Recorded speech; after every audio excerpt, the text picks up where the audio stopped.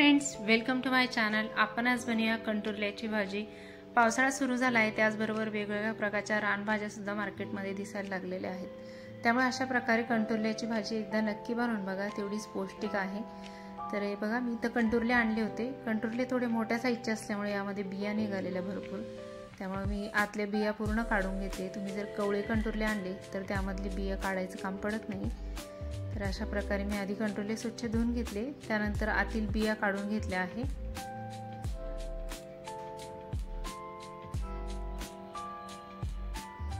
बिया काढून कट करून घ्यायचे बारीक। पौष्टिक अशी भाजी असते ही, एकदा नक्की बनवून बघा आणि घरातील सर्वांनाच अगदी वरण भाताबरोबर एक साइड डिश म्हणून नक्कीच चालू शकते। त्यानंतर बारीक कट करून घेतले आणि परत एकदा स्वच्छ धुवून घेतले। अशा प्रकारे उभे असे कट करून घेतलेले आहे। त्यानंतर कढई ठेवली गॅसवर, त्यामध्ये तेल घातलं आहे 1 ते 1.5 चमचा। अगदी थोडीशी हळद घातली आणि कट करून घेतलेले कंटुरले कढईमध्ये घातले आहे। हलकसं परतून घेऊया आपण हळद आणि मिठामध्ये। आमच्या भागात याला कंटुरले म्हणतात, तुमच्याकडे काय म्हणतात मला कमेंटमध्ये नक्की सांगा। कारण जसं आपल्या महाराष्ट्रामध्ये 30 ते 40 किलोमीटरचं अंतर पार होतं, तशा प्रकारे भाषा बदलते आणि एक वेगळ्या प्रकारचे नावं असतात। तर आमच्याकडे कंटुरले म्हणतात, तुमच्याकडे काय म्हणतात नक्की सांगा। त्यानंतर मीठ घातलं आणि व्यवस्थित मिक्स करून घेतलं आणि झाकण ठेवलंय। त्यानंतर आपण फोडणीची तयारी करून घेऊया। त्यासाठी मी इथं 3 बारीक कट करून घेतले कांदे घेतले आहे, 1 टोमॅटो घेतला आहे, कढीपत्ता, कोथिंबीर, 10-15 लसणाच्या पाकळ्या आणि अर्धा इंच आलं घेतलं आहे। कंटुरले व्यवस्थित परतून झाले होते, मी काढून घेतले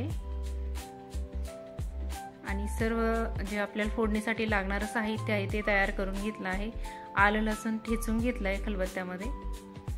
त्याच कढईमध्ये मी परत एकदा 2 ते 2.5 चमचे तेल घातलं, तेल गरम होऊ दिलं। त्यानंतर अगदी थोडीशी मोहरी घातली, थोडेसे जिरं घातलं आहे। जिरा आणि मोहरी तडतडल्यानंतर त्यामध्ये आलं लसूण जे ठेचून घेतलं ते घातलं, व्यवस्थित परतून घ्यायचं।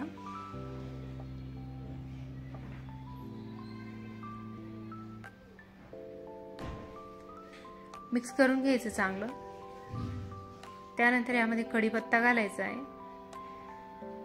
कढीपत्ता घेतला आणि त्याला हलकसं हाताने तोडून घेतला, मिक्स करून घेतला।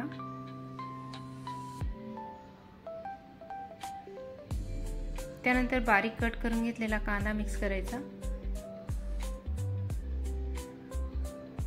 कांदा परत एकदा थोडंसं मीठ घातलंय, म्हणजे आपला जो कांदा आहे तो लवकर परतून होतो। हलकासा कांद्याचा कलर बदलवला, त्यानंतर त्यामध्ये टोमॅटो घातला आहे बारीक कट करून घेतलेला। परत एकदा मिक्स करून घेतलं आणि त्यानंतर झाकण ठेवून एक 3-4 मिनिटं याला वाफ येऊ दिली, म्हणजे कांदा टोमॅटो छान परतून जाईल। हे बघा, अगदी मऊसूत झाले आहेत कांदा टोमॅटो। परत एकदा मिक्स करून घेतलं। आता आपण सुके मसाले घालूया। अर्धा चमचा हळद घातली आहे, 2 चमचे घरगुती मसाला घातला आहे, 3 चमचे तिखट घातलाय आणि 1.5 ते 2 चमचा धना पावडर घातली आहे। तुम्ही तुमच्या आवडीप्रमाणे तिखट कमी जास्त करू शकता। व्यवस्थित मिक्स करून घेतलं आणि त्यानंतर परतून घेतलेले आपले जे कंटुरले होते ते या कढईमध्ये मिक्स करून घेतले। आपण आधी मीठ घातलेलं होतं, त्यामुळे अगदी थोडंसं मीठ परत एकदा घातलं आणि परत चांगलं एकजीव करून घ्यायचं।